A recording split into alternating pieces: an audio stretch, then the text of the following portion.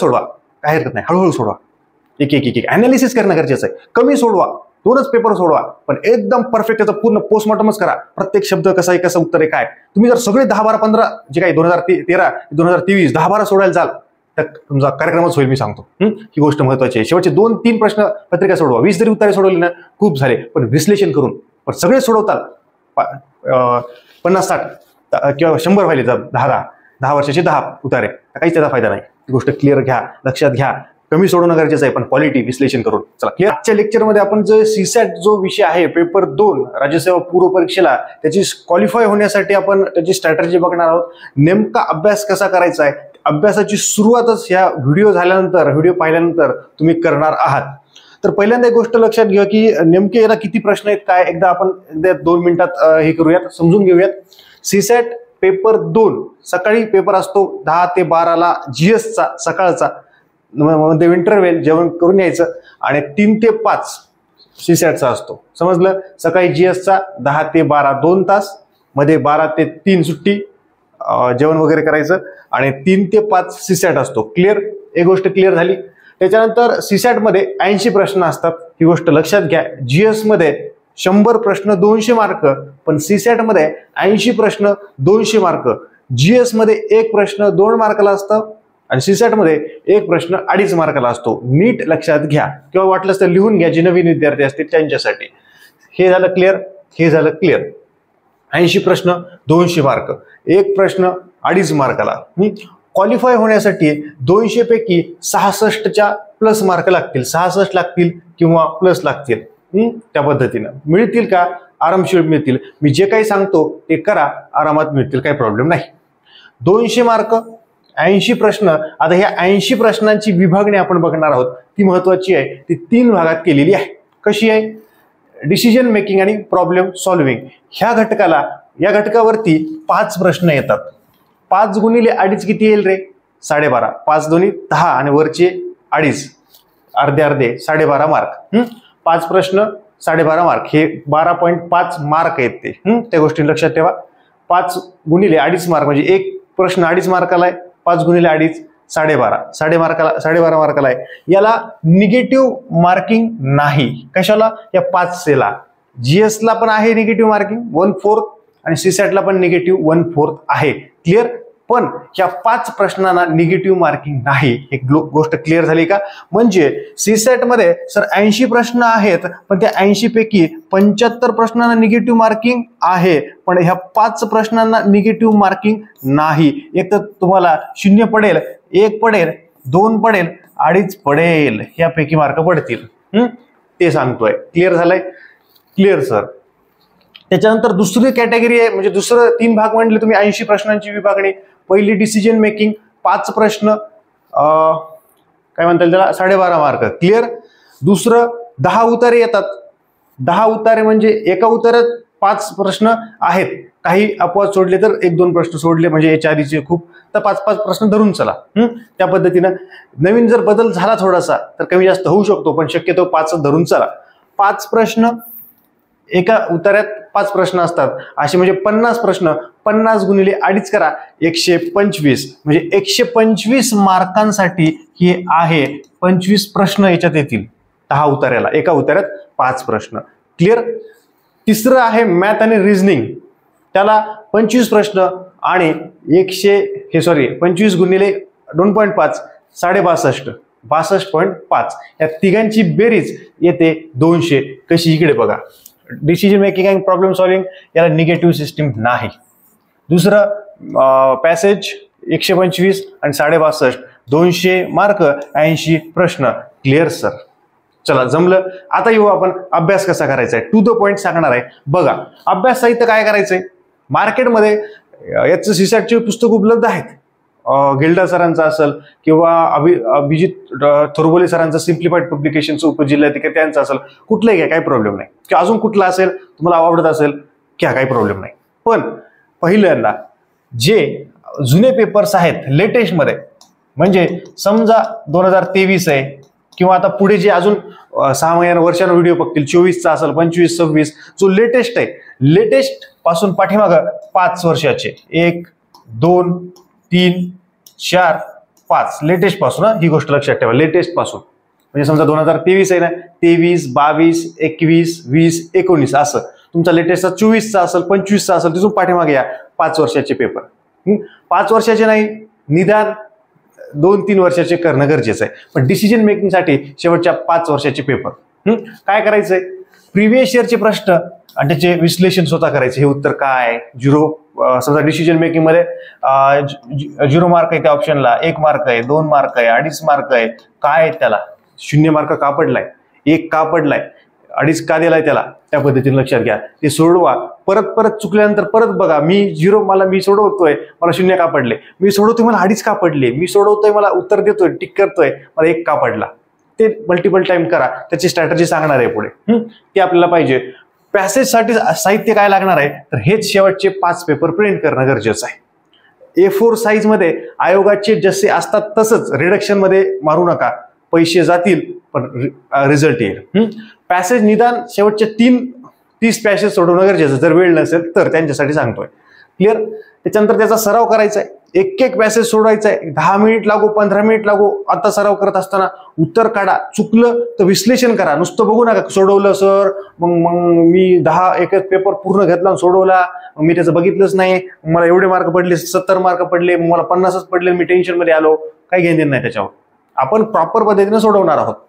ते आणि मॅथ आणि रिझनिंगला तुम्हाला पुस्तक लागेल, सचिन ढवळे सरांचं असेल किंवा आरगाडे सरांचं असेल किंवा कुठल्याही पब्लिकेशनचं असेल, ते तुम्हाला लागेल. आणि त्याच्यातले IMP टॉपिक्स काढा, एक आणि दुसरे जे तुम्हाला जमतात ते, कारण की हे क्वालिफाय आहे, इथं काही मेरिटची गरज नाहीये. ती गोष्ट समजून घ्या. त्याच्यामुळे मला एखादा सर मला गणित जमत नाहीये, मग रिझनिंग जमेल तुला, मॅथ नाही जमणार तर तिकडे भर दे. मॅथ मधले काही सोपे टॉपिक जमतील 2-3, तेवढे करा. क्वालिफाय व्हायचंय आपल्याला, ही गोष्ट लक्षात ठेवा. चला, ही गोष्ट क्लिअर झाली. संदर्भ साहित्याचा कार्यक्रम संपलाय. आता पुढे जाऊयात आपण अभ्यासाची सुरुवात. 3च गोष्टी आहेत, डिसिजन मेकिंग आणि प्रॉब्लेम सॉल्व्हिंग 1, पॅसेज 2 आणि मॅथ अँड रिझनिंग 3. पेपर सोडवत असताना पण पहिल्यांदा डिसिजन मेकिंगला जायचं. तर सर ते मग किती नंबरला असतं, 80 प्रश्नापैकी 76 ते 80 ला सहसा तिथेच असतं. तिथे त्याला निगेटिव्ह नाहीये, म्हणजे पहिला दणका हाणायचा, त्याच्यात उघडायचं आणि पहिले तिथंच जायचं आणि ते गोल करून टाकायचं. 10-15 मिनिटं लागतील तुम्हाला, पण फुकट मार्क आहेत. 10 मिनिटात 15 मिनिटात तुम्हाला 12.5 मार्क 10 मार्क मिळतील आणि निगेटिव्ह नाही. पण त्याचा अभ्यास आता कसा करायचा आहे, समजा तुमच्याकडे आता सध्या परिस्थितीमध्ये मी बघितोय की समजा चला 1 मिनिट, तुमच्याकडे समजा एक 10 दिवस 11 दिवस आहेत समजा. जर याच्यात तुमच्याकडे कमी वेळ असेल तर थोडंसं याच्यात ऍडजस्ट करून तुम्ही जास्त सॉल्व्ह करू शकता. इकडे बघा. आता पहिल्या दिवशी काय करायचंय, डिसिजन मेकिंगचा अभ्यास करायचा आहे. आता सायमल्टेनियसली तुम्हाला एकाच दिवशी डिसिजन मेकिंगचे, मॅथचे आणि पॅसेज पण सोडवायचं आहे. ही गोष्ट तुम्हाला सांगतोय. त्याच्यामुळे मी असं नाही की डे 1 ला फक्त हेच करायचं नाही. 3 गोष्टी आहेत, मी पुढे लिहिलेल्या आहेत. म्हणजे डे 1 ला डिसिजन मेकिंगचे 5 प्रश्न सोडवा, लगेच उतारे 2 सोडवा आणि गणिताचे 5 किंवा 10 प्रश्न सोडवा. 5 सोडवा किंवा 10 सोडवा, बघूत आपण टप्प्याटप्प्याने. इकडे बघा, डिसिजन मेकिंग आणि प्रॉब्लेम सॉल्व्हिंग पेपरमध्ये 76 ते 80 नंबरला असतात. हे आयोगाच्याच पेपरमधून सोडायचे. ते पुस्तकातले असतात, ते वाचा, हरकत नाही, आपल्याला काही विरोध नाही त्याचा. पण आयोगाच्या फॉन्ट मधून, आयोगात मराठीनं इंग्रजीत दिलेलं असतं, प्रिंट केलेल्या मधूनच वाचा. तुम्हाला एक्स्ट्रा वाचायचंय ते जे काही तुमच्याकडे सीसॅटचं पुस्तक आहे नक्की वाचा. आयोगाचे निदान 5 वर्षाचे किंवा निदान 3 वर्षाचे जुने पेपर प्रिंट पाहिजे. ते आयोगासारखेच A4 साईज मध्ये पाहिजे, रिडक्शन मारायची नाही. स्पष्ट आहे? चला, समजलंय. पहिल्या दिवशी काय करायचंय, लेटेस्ट पेपर पहिल्यांदा प्रिंट करायचे. प्रिंट केले तर सोडू शकू, मोबाईलवर वगैरे अशी बचत करायची नाही. मी सांगतो ना, निदान 3 वर्षाचे, निदान लईच नाही 2 वर्षाचे प्रिंट पाहिजे. प्रिंट मोबाईलवरती वाचतो, लॅपटॉपवरती वाचतो, जमणार नाही. प्रिंट करा, निदान 2 वर्षाचे प्रिंट करा. प्रिंट केलंय. पहिल्या दिवशी 2013चे प्रश्न वाचा. समजा लेटेस्ट मध्ये 2013 नाही, 2023 लेटेस्ट मधले. समजा तुमचं 2024 असेल, 25, 26 असेल, जे वर्षाने व्हिडिओ बघतील त्यांच्यासाठी लेटेस्ट मधला पेपर घ्यायचा. मागचा समजा यावर्षी परीक्षा देणार आहात, पुढच्या वर्षी देणार आहात, त्याच्या आधीचा पेपर घ्यायचा आणि त्याचे 5 प्रश्न वाचायचे. त्याचं विश्लेषण करायचं. 0 का पडलाय त्याचं सोडवायचं, किती पडतील बघायचं, मग अनालिसिस करायचं. मी सोडवलेला 0 पडलाय, मला दुसऱ्यात 2.5 पडते, दुसऱ्यात एखाद्या 1 पडलाय, मग किती मार्क पडलेत आणि मग 0च का निवडला, मी काय विचार केला होता, मग त्या ऑप्शनला 0 मार्क का दिलाय, त्याला 1 का दिलाय, 2 का दिलाय, 2.5 का दिलाय, हे अनालिसिस करायचं आहे. समजलंय? हे जोपर्यंत करणार नाहीत तोपर्यंत इथं मार्क मिळणार नाहीत. असे 5 वर्षाचे करायचंय. मग तुम्ही लेटेस्ट मधलं 2023 असेल किंवा तुमचा जो लेटेस्ट पेपर असेल तो करायचा आहे. पहिल्या दिवशी 5च सोडवायचे, दुसऱ्या दिवशी परत तेच सोडवायचे जे पहिल्या दिवशी सोडवले ते. जे काही तुमचा नंबर असेल, हेच नाही 23च नाही, जे काही तुमचं वर्ष असेल ते. त्याच्यानंतर परत 2022 त्याच्या पाठीमागचा घ्यायचा, त्याचे 5 प्रश्न सोडायचे आणि परत दुसऱ्या दिवशी परत तेच दुसऱ्या दिवशी सोडायचे, कारण की विसरून जातो आपण. मग हे 4 दिवस झाले आपले. याच्यात तुम्हाला वेळ नसेल तर तुम्ही एकाच दिवशी 2 सोडू शकता, काही प्रॉब्लेम नाही, 10 प्रश्न सोडू शकता. पण मी कम्फर्टेबल सांगितलं की बघ 10-12 दिवसाचा वेळ आहे, महिनाभर सर परीक्षा वेळ आहे, त्या पद्धतीनं घेऊयात आरामशीर. मग लगेच 5व्या दिवशी पण 2021चा घ्या, म्हणजे तिसरा पेपर लेटेस्ट पाठीमागून तो, आणि लगेच दुसऱ्या दिवशी परत तोच वाचा, 5-5 प्रश्न डिसिजन मेकिंगचे.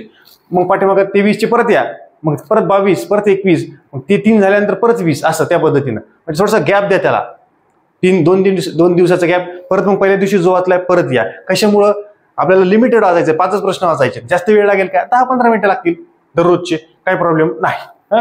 समजलेलं आहे, सांगितलंय. मग असंच 12वा-13वा दिवस ज्या पद्धतीने आपल्याला चालू द्यायचे कार्यक्रम, 10-12 दिवस तुमच्या वेळेनुसार त्याला हे करा. पण 5 प्रश्न दररोज परीक्षेपर्यंत सोडवा. आज नाही झाले, 1 दिवस आड करून सोडवा, पण सोडवा, काही प्रॉब्लेम नाहीये. चिल्लर आहे, आरामशीर होईल, कॉन्फिडन्स वाढेल आणि निगेटिव्ह मार्किंग सिस्टीम नाही. क्लिअर झालेलं आहे.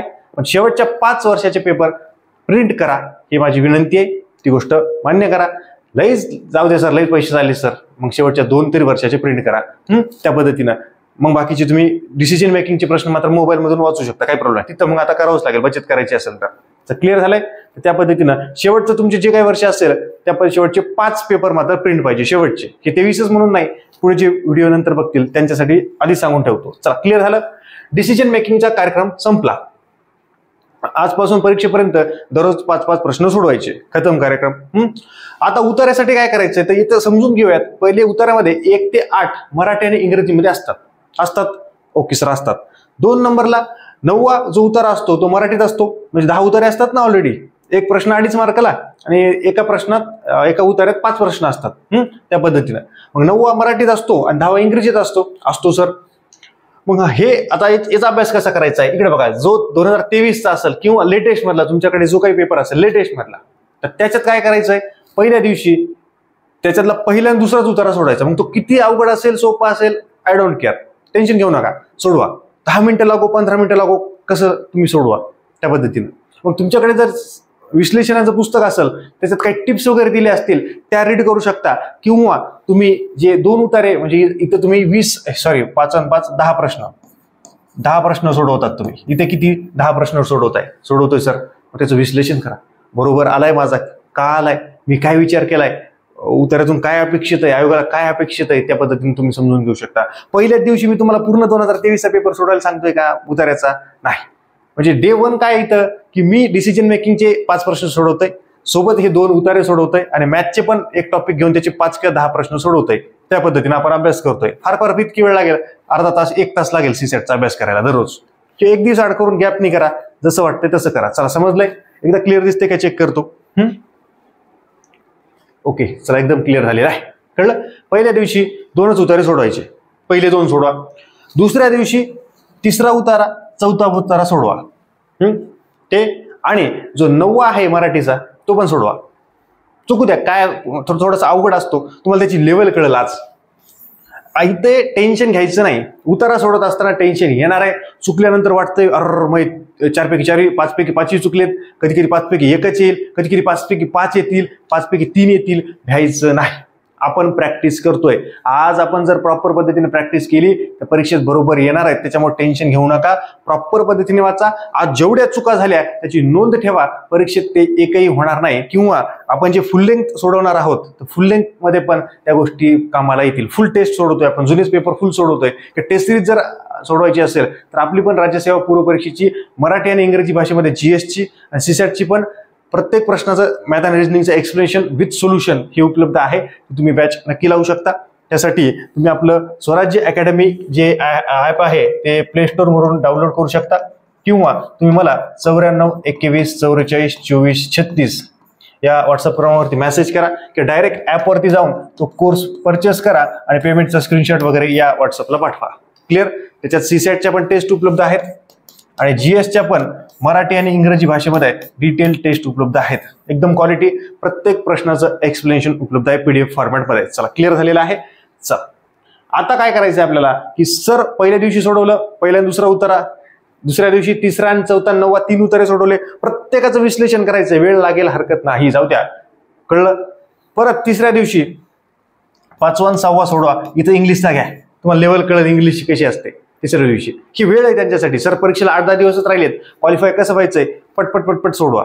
त्या पद्धतीनं 2च पेपर सोडवा, 8-10 दिवस राहिले असतील ना, 2च पेपर सोडवा किंवा एकच सोडवा, काही प्रॉब्लेम नाहीये, होऊन जातं. एका पेपरमध्ये पण क्वालिफाय होऊ शकतो आपण. निदान जर 8-10 दिवस राहिले असतील तर, सर आता 8-10 दिवस राहिलेत, मला पटकन सांगा क्वालिफाय कसं व्हायचंय, या पद्धतीनं जाऊ शकतो आपण. चला क्लिअर.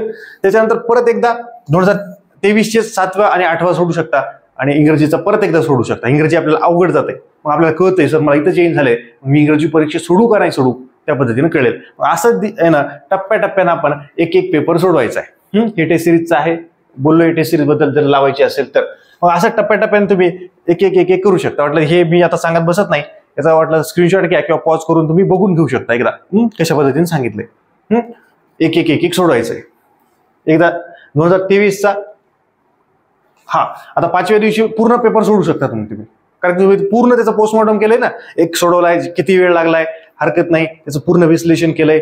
परत 10 उतारे 5व्या दिवशी सोडायचे, त्याच पेपरमधले लेटेस्ट मधला जो असेल तो, त्या पद्धतीनं अनालिसिस करणं गरजेचंच आहे. फक्त तुम्ही उतारा सोडवला आणि बरोबर आले, किती पडले, मग असं याला काहीच अर्थ नाहीये. 0 वेस्टेज ऑफ टाइम.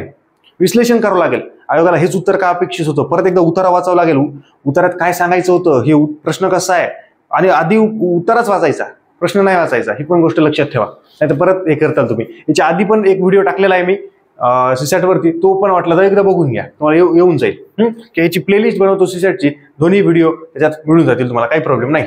तर हे 2000 म्हणजे 5 दिवसात एक पेपर, जर वेळ असेल तर 30-40 दिवस आहेत, 2 महिने आहेत, जमते कार्यक्रम. आजच्या कंडिशनला 30 दिवस आहेत, मी व्हिडिओ टाकतोय तिथून आरामशीर या फॉर्म्युल्यानं होऊन जाईल. 5 दिवसात एक पेपर खतम. परत 2022चा किंवा लेटेस्टचा घ्या, त्याच्यातलं 9वा आणि 10वा आधी सोडवा, मराठी आणि इंग्रजीचा. अरे जमलो की मग थोडंसं उलट जा, मराठी इंग्रजी सोडवल्यानंतर परत मग 2022 मधला 1 ते 8 उतारे सोडवा. आता तुमचा कॉन्फिडन्स वाढला असेल ना, आता सोडवा. नाही परत काही चुका झाल्या, परत 2023चा सोडवा, नंतर 1 ते 10 पर्यंत परत एकदा सोडवा, जाऊ द्या आजचा दिवस 2 तास जाऊ द्या, आज हरकत नाही. परत मग नंतर 2022 मधलेच मॅथ आणि रिजनिंग नाही, मराठी आणि इंग्रजी सोडवा, आणि परत मग 1 ते 10 पर्यंत त्याचं अनालिसिस करा, 5-5 सोडून, आज 5 उद्या 5, त्या पद्धतीनं समजलं. तुमच्या कम्फर्टनुसार त्याचं हे करा, पण त्याला तोडा. पहिल्याच दिवशी आयुष्यात कधीच नाही उतारे सोडवले, आज 2च उतारे सोडवा, एकच सोडवा, काय हरकत नाही, हळूहळू सोडवा. एक एक एक एक अनालिसिस करणं गरजेचं आहे. कमी सोडवा, 2च पेपर सोडवा, पण एकदम परफेक्ट त्याचं पूर्ण पोस्टमॉर्टमच करा. प्रत्येक शब्द कसा आहे, कसं उत्तर आहे, काय.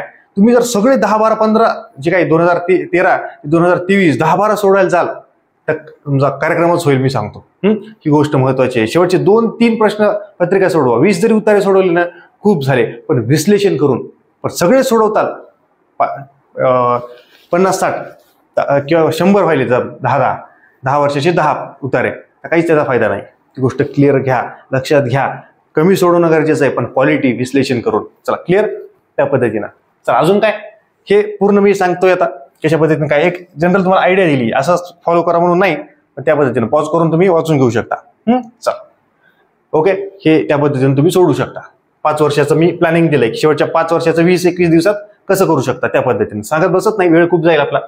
याच्यामध्ये तुम्ही ज्या चुका कराल ह्या उतारे सोडत असताना, त्याची यादी बनवा. मी का चुकलोय, मी काय विचार करतोय, किती लिहा, काही पेज घ्या, प्रत्येक 10 उतार्याचं त्याच्यावरती लिहा, काय पहिल्या उतार्यात काय चूक केली, परत मग पहिल्या टेस्टमध्ये 2023चा सोडवताय, त्याच्यात काय काय चुका केल्या, मग 2022च्या करत असताना सोडवत असताना त्या चुका परत होणार नाहीत याची काळजी घ्या.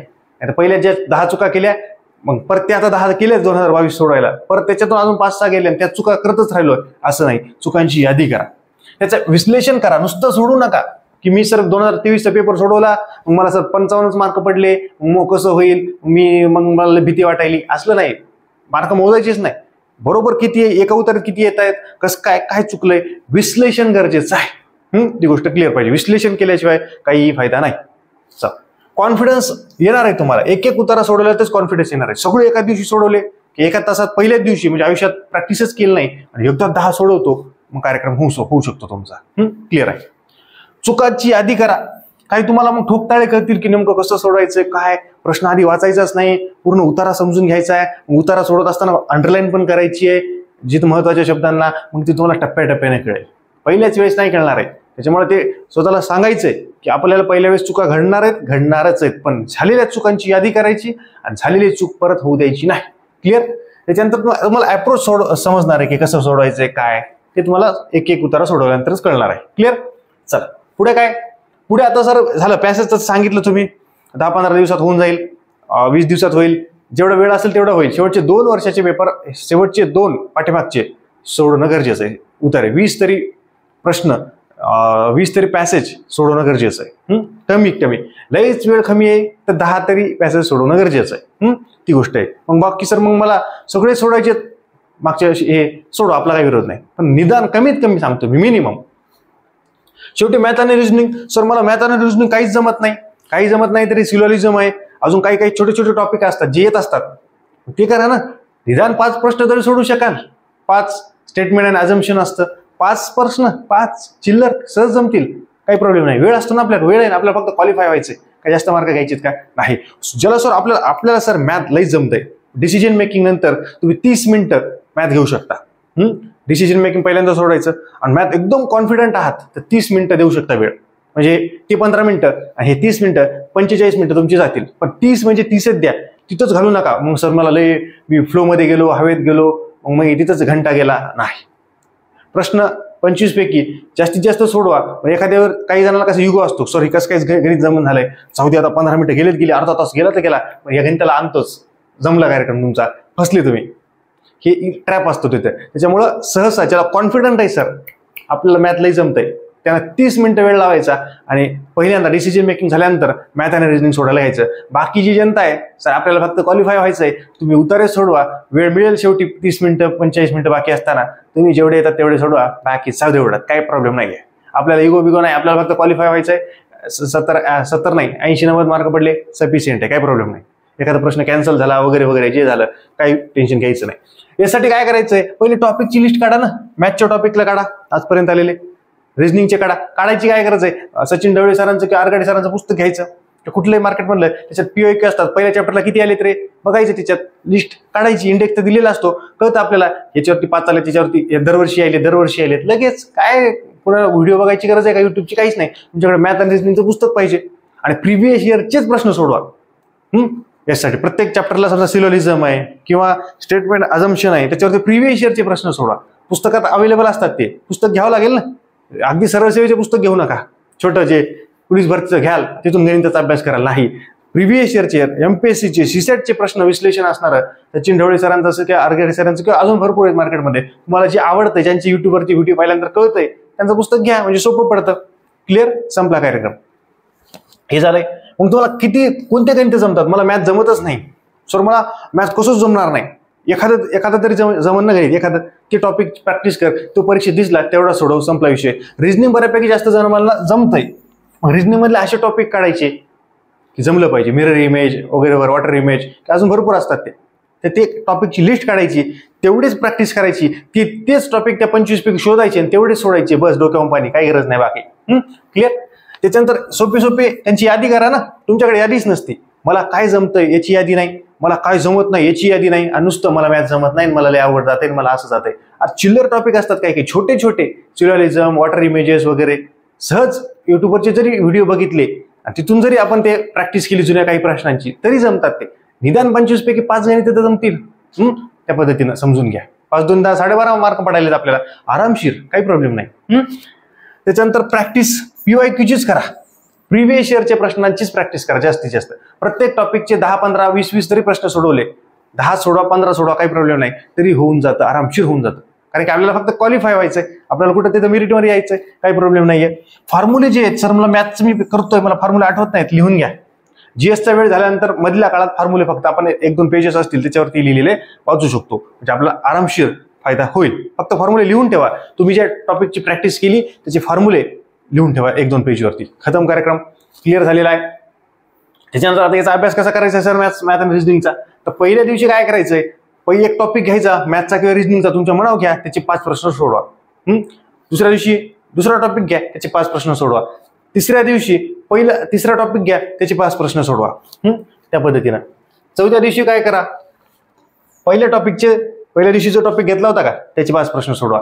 दुसऱ्या दिवशी चौथा टॉपिक घ्या नवीन, मग परत 5वा घ्या, परत 7व्या दिवशी पहिले जे दुसरे आणि तिसऱ्या नंबरला सोडवले होते ना ते घ्या, म्हणजे रिव्हिजन होईल. आणि मग तुमच्या परीने करू शकता. सर मला वाटतं मी 10 प्रश्न सोडू शकतो, वेळ आहे माझ्याकडे, सोडवा, काही प्रॉब्लेम नाही.